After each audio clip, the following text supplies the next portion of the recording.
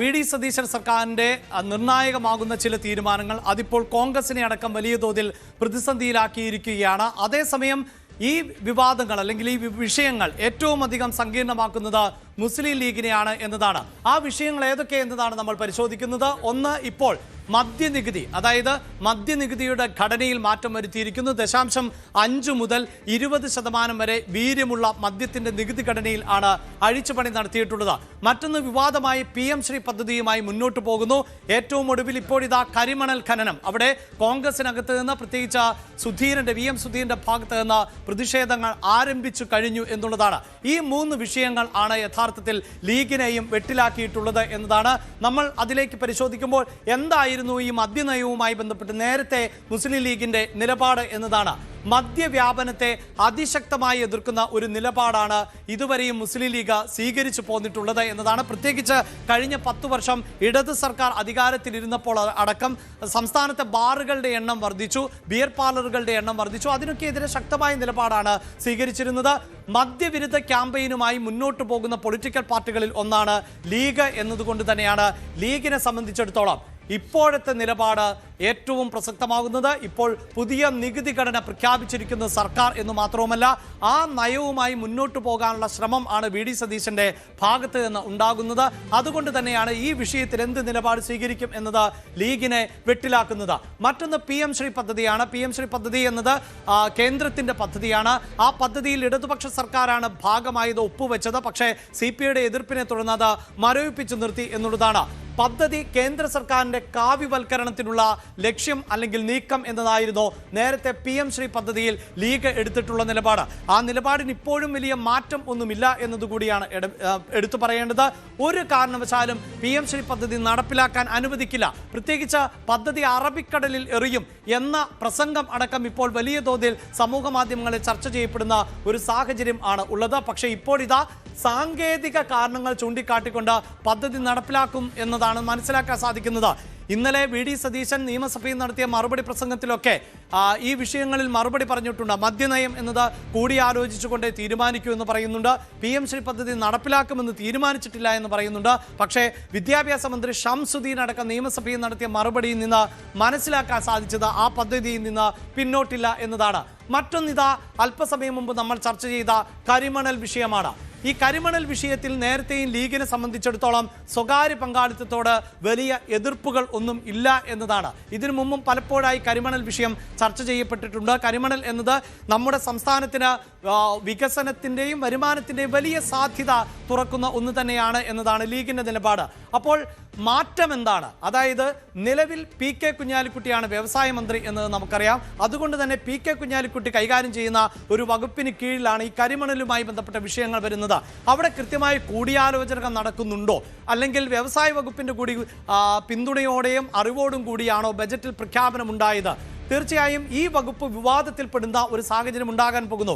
ഇപ്പോൾ തന്നെ അത് കോൺഗ്രസിന്റെ മുതിർന്ന നേതാവ് VM സുധീരൻ പറഞ്ഞു കഴിഞ്ഞു. കരിമണൽ ഖനനത്തിൽ വ്യക്തത വേണം, സ്വകാര്യ കമ്പനികളെ അനുവദിക്കുമെന്ന് എവിടെയാണ് പറഞ്ഞത് എന്ന് വി ഡി സതീശൻ ചോദിക്കുന്നുണ്ട്. എങ്കിൽ പോലും ഓർക്കേണ്ടത് 2003 VM സുധീരനും MA ബേബിയും ജനകീയ പ്രതിഷേധം നടത്തിയിരുന്നു എന്നുള്ളതാണ്. അതുമായി ബന്ധപ്പെട്ടൊരു വാർത്ത ഇപ്പോൾ പുറത്തു വരുന്നത്, ഏറ്റവും ഒടുവിൽ ഇടത് സർക്കാർ ഇറങ്ങുന്നതിന് തൊട്ടു മുമ്പ് സ്വകാര്യ പങ്കാളിത്തത്തിനുള്ള നീക്കം നടത്തിയിരുന്നു എന്നതാണ്. അതുകൊണ്ട് ഇനി MA ബേബിക്ക് ഇതിൽ എന്തു മറുപടി പറയാനുണ്ട് എന്നത് പ്രസക്തമാണ് എന്നതാണ്. ഇതോടൊപ്പം എടുത്തു വെക്കേണ്ടത്, തോട്ടപ്പള്ളിയിലെ കരിമണൽ ഖനനം നിർത്തലാക്കുമെന്ന് വി ഡി സതീശൻ തന്നെ നേരത്തെ സമരക്കാർക്ക് ഉറപ്പ് നൽകിയിരുന്നു. ആ ഉറപ്പും ആ ദൃശ്യങ്ങളും ഒക്കെ ഇപ്പോഴും സമൂഹ മാധ്യമങ്ങളിൽ വലിയ തോതിൽ ചർച്ച ചെയ്യുകയാണ്. ഇതാണ് യഥാർത്ഥത്തിൽ ലീഗ് നേരിടുന്ന പ്രതിസന്ധി. ലീഗ് ഇതിൽ കൂടിയാലോചന നടത്തി അന്തിമമായൊരു തീരുമാനമെടുക്കേണ്ടതുണ്ട്. പക്ഷേ ലീഗിനെ സംബന്ധിച്ചിടത്തോളം ഭരണത്തിന്റെ തുടക്കമാണ്. അവിടെ മുഖ്യമന്ത്രിയുമായി നേരിട്ട് ഒരു ഏറ്റുമുട്ടലിന് സാധ്യതയുണ്ടോ? ഒപ്പം ലീഗിന് വകുപ്പുകൾ ഉറപ്പാക്കാൻ മുഖ്യമന്ത്രി വി ഡി സതീശൻ അടക്കം കോൺഗ്രസിൽ സ്ട്രോങ് ആയ നിലപാട് സ്വീകരിച്ചിരുന്നു എന്നതാണ്. അതുകൊണ്ട് സതീശനെ നേരിട്ട് എതിർക്കുമ്പോൾ ഇപ്പോഴിതാ ഈ വാർത്തയുടെ വിശദാംശങ്ങളുമായി CV അനുമോദാണ് ചേരുന്നത്. അനുമോദ്, ലീഗ് വലിയൊരു പ്രതിസന്ധിയിലാണ്. കോൺഗ്രസ് തന്നെ ഇത്തരം വിഷയങ്ങളിൽ എതിർപ്പുമായി രംഗത്ത് വരുന്നു. പുറത്ത് CPM-ഉം പോഷക സംഘടനകളും പ്രത്യക്ഷ സമരത്തിലേക്ക് പോകുന്നു. ലീഗ് എന്ത് നിലപാടായിരിക്കും സ്വീകരിക്കുക? എങ്ങനെയാണ് ലീഗിൽ ചർച്ചകൾ നടക്കുന്നത്?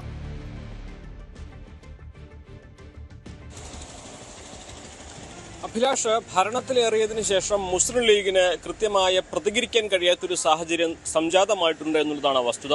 പല വിഷയങ്ങളിലും മുസ്ലിം ലീഗ് മുൻപെടുത്ത സമീപനത്തിൽ നിന്ന് പിന്നോട്ട് പോകേണ്ട സാഹചര്യം. അതിൽ എടുത്തു പറയേണ്ടത് PM ശ്രീ തന്നെയാണ്. ആ PM ശ്രീ പദ്ധതി നിബന്ധനകൾക്ക് വിധേയമായി നടപ്പിലാക്കേണ്ടി വരും എന്ന തരത്തിൽ തന്നെയാണ് മുസ്ലിം ലീഗിൽ നിന്നുള്ള ഒരു വിഭാഗത്തിന്റെ പ്രതികരണം ഉള്ളത്. കാരണം അത് നിയമപരമായിട്ടും സാങ്കേതികമായിട്ടും ഒന്നും പിന്മാറാൻ കഴിയില്ല. അപ്പോൾ ലീഗിലെ ഒരു വിഭാഗം തന്നെ അത് പൂർണ്ണമായിട്ടും ആ നടപടിയിലേക്ക് മുന്നോട്ട് പോകരുത് എന്ന് സർക്കാർ ആണ് തീരുമാനിക്കേണ്ടത്. സംസ്ഥാന സർക്കാരാണ് ഈ കാര്യത്തിൽ തീരുമാനമെടുക്കേണ്ടത്. അതുകൊണ്ട് തന്നെ വിദ്യാഭ്യാസ വകുപ്പിന് ഒരു വർഷം ലഭിക്കുന്ന ചെലവാങ്ങുന്ന തുകയുടെ വളരെ ചെറിയൊരു ശതമാനം മാത്രമാണ് ഈ PM ശ്രീ പദ്ധതി വഴി വരുന്നത്. അപ്പോൾ അത്തരം ചെറിയൊരു സംഖ്യയ്ക്ക് വേണ്ടി ഇത്തരത്തിലൊരു പദ്ധതിയുമായി സഹകരിക്കേണ്ടതില്ല എന്ന് ലീഗിലെ ഒരു വിഭാഗം തന്നെ ആവശ്യപ്പെടുമ്പോൾ ഇത് ഒപ്പുവെച്ചത് കഴിഞ്ഞതാണ്. അതുകൊണ്ട് നിയമപരമായിട്ട് മുന്നോട്ട് പോകേണ്ടി വരുമെന്ന സാഹചര്യത്തിലേക്കാണ് ലീഗ്. ഇപ്പോൾ നമ്മൾ അല്പസമയം മുമ്പ് ലീഗ് ജില്ലാ സെക്രട്ടറി ഹമീദ് മാഷുമായി സംസാരിക്കുമ്പോഴും നിബന്ധനകൾക്ക് വിധേയമായിട്ട് തന്നെ ഇതുമായി മുന്നോട്ട് പോകേണ്ടി വരുമെന്ന സൂചനയാണ് അദ്ദേഹമൊക്കെ പങ്കുവയ്ക്കുന്നത്. അനുമോദ് പറയുന്നത് പോലെ കരിക്കുലവും സിലബസും സംരക്ഷിച്ചുകൊണ്ട് PM ശ്രീ നടപ്പിലാക്കുകയുള്ളൂ എന്നാണ് മുസ്ലിം ലീഗിന്റെ മലപ്പുറം ജില്ലാ secretary P. Abdul Hameed master പറഞ്ഞത്. നമുക്കതൊന്ന് കേൾക്കാം. നമ്മോടൊപ്പം മുസ്ലിം ലീഗിൻ്റെ മലപ്പുറം ജില്ലാ സെക്രട്ടറി ഹമീദ് മാഷ് ചേരുന്നുണ്ട്. മാഷ്, ഈ മദ്യനയാവട്ടെ PM ശ്രീ ആവട്ടെ, തെരഞ്ഞെടുപ്പിന് മുമ്പ് വലിയ തോതിൽ തന്നെ ലീഗ് അതിൽ പ്രചരണം നടത്തിയിരുന്നു. ഇതൊക്കെ പറഞ്ഞാണ് വോട്ട് വാങ്ങിയതാണെന്നാണ് LDF വരെ പറയുന്നത്. പക്ഷേ ഈ വിഷയത്തിൽ ഇപ്പോൾ ലീഗിന് വിട്ടുവീഴ്ചയേണ്ട ഒരു സാഹചര്യമാണ് വരുന്നത്. ലീഗിൻ്റെ അഭിപ്രായം തുറന്നു പറയാൻ പറ്റാത്തൊരു സാഹചര്യം ഈ ഒരു ഭരണത്തിൽ ഉണ്ടായോ? ഇല്ലില്ല, അങ്ങനത്തെ യാതൊരുവിധ വിഷയം ഉണ്ടായിട്ടില്ല. അത് PM ശ്രീ ആയിരുന്നാലും മറ്റെന്ത് പരിപാടിയാണെന്നുണ്ടെങ്കിലും ഐക്യജനാധിപത്യ മുന്നണി തെരഞ്ഞെടുപ്പിന് മുമ്പ് പ്രകടന പത്രികയിൽ പറഞ്ഞ കാര്യങ്ങൾ അത് നടപ്പിലാക്കുക എന്നുള്ള പ്രഖ്യാപിത ലക്ഷ്യവുമായിട്ടാണ് UDF മുന്നോട്ട് പോകുന്നത്. അത് ഗവൺമെൻറ് അധികാരത്തിൽ വന്നതിന് ശേഷമുള്ള ഒരു മാസക്കാലത്തെ പ്രവർത്തനം പരിശോധിച്ചാൽ അത് ബോധ്യപ്പെടും. ഇത് വെറുതെ ആശയക്കുഴപ്പങ്ങൾ ഉണ്ടാക്കുകയാണ്. ഇപ്പോൾ PM ശ്രീ പദ്ധതി എന്ന് പറഞ്ഞാൽ നേരത്തെ ഇടതുപക്ഷ ഗവൺമെൻറ് ഒപ്പിട്ടൊരു പദ്ധതിയാണ്. അതവിടെ പെൻഡിങ്ങിൽ വെച്ച പദ്ധതിയാണത്. നമുക്ക് എല്ലാവർക്കും അറിയാലോ. അതുമായി ബന്ധപ്പെട്ട് ഇന്നലെയൊക്കെ നിയമസഭയിൽ നിരവധി പ്രതിപക്ഷ നേതാവും മുഖ്യമന്ത്രിയും അതുപോലെ തന്നെ ഇത് അടിയന്തര പ്രമേയത്തിന് മറുപടി പറഞ്ഞുകൊണ്ട് വിദ്യാഭ്യാസ മന്ത്രി കാര്യങ്ങൾക്ക് വളരെ ഗംഭീരമായിട്ട് വിശദീകരിച്ചതാണ്.